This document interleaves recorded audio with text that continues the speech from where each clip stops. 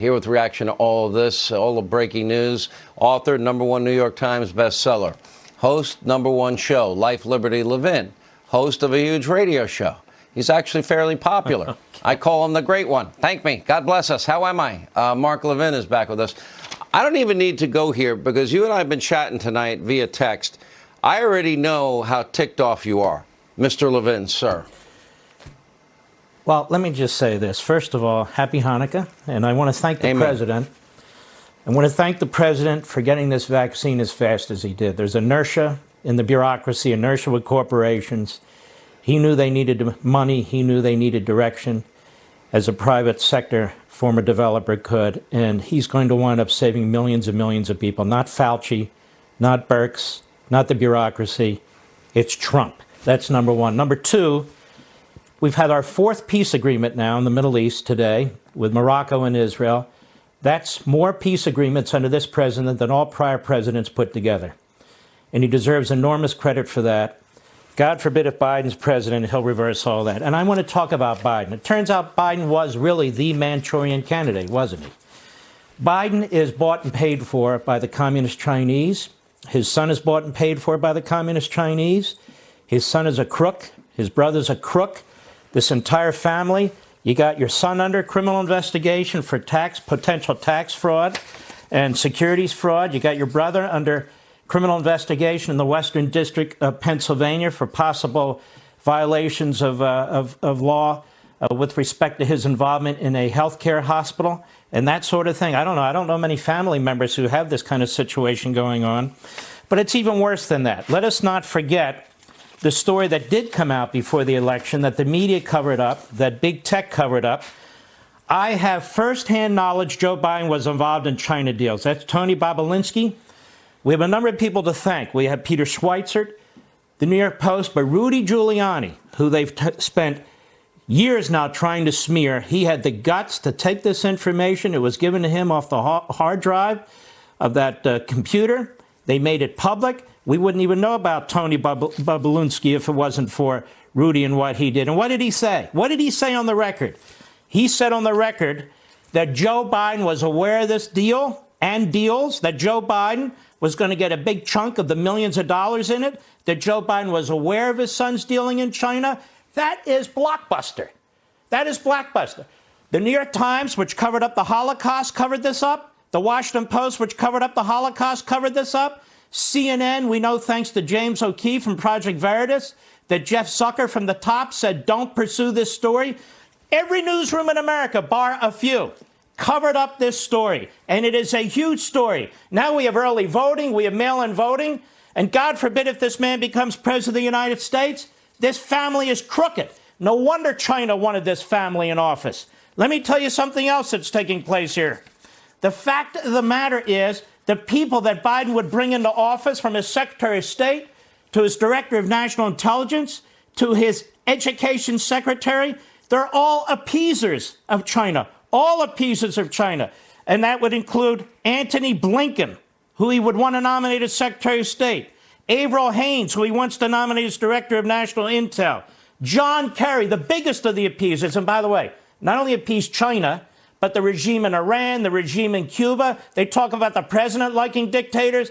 These guys love dictators. They do business with dictators. The woman he wants to bring in as education secretary, she wrote a book called Empowered Educators, How High-Performing Systems Shape Teaching Quality Around the World. She's praising the Chinese educational system. And what can you expect from our media? You have a guy like Thomas Friedman, on more than one occasion, has praised the autocracy in China, praises communist China. There is no way Biden didn't know about his son's dealings, his brother's dealings. No way. And he still hasn't been questioned by the phony media in this country. I want to remind the American people that in January, when Donald Trump cut off travel from China, do you think Joe Biden, with all the connections to China, all the crookedness with China, would have cut off anything with China? Hell, he and the others were saying, don't call it the China virus. Don't call it the China virus. Why? It is the China virus. Joe Biden lied to us every step of this campaign. When the president of the United States brought this stuff up during the debates, he was shut down by the moderators. They wouldn't pursue it with Joe Biden. Joe Biden lied about his son. He lied about what he knew about China. It's a disgrace. And I'm going to tell you something else about China. Hollywood, the NBA, Wall Street, colleges and universities, these corporations, all of which threw in with Biden, all of which opposed Trump, all to one extent or another on China's payroll. But I want to talk about something else very quickly here. Does anybody remember what happened in the 1990s with the Clinton campaign and the DNC and Democrat candidates and the communist Chinese military? We have dark money in the Biden campaign, around $320 million in dark money. Everybody said, where are they getting all this money from? It's absolutely massive. It's enormous. Now, if we had real media in this country, real journalists in this country, they'd want to know, too. 1/3 of $1 billion comes into the Biden campaign through the back door. Massive amounts of money, and we don't know where it's coming from? Well, somebody needs to look. Now, I'm not saying it's communist China, but I wouldn't put it past them because Clinton and the Democrats have taken money from communist China before. The communists love the Democrats, especially the Bidens. This, I want people to remind you, it is from Unfreedom of the Press, my book. You don't have to buy it. I'm telling you what's in it. The LA Times, which did take an investigative interest in the story, the chief of China's military intelligence secretly directed funds from Beijing to help re-elect President Clinton in 1996. Anyone remember this?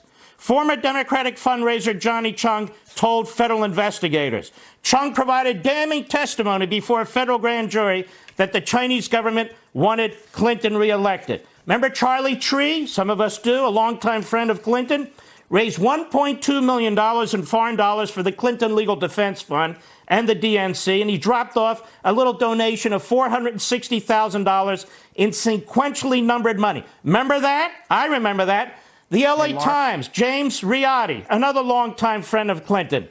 He had extensive ties to the communist government.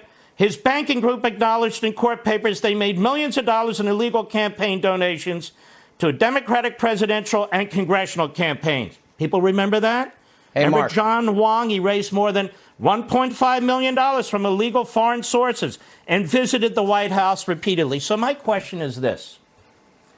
Where the hell did 1/3 of $1 billion in dark money come from into the Biden campaign?